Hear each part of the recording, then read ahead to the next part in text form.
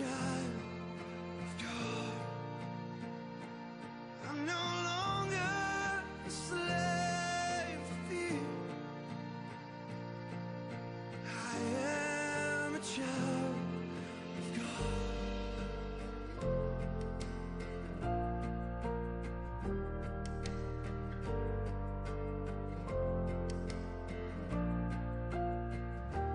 From my mother's womb, you have chosen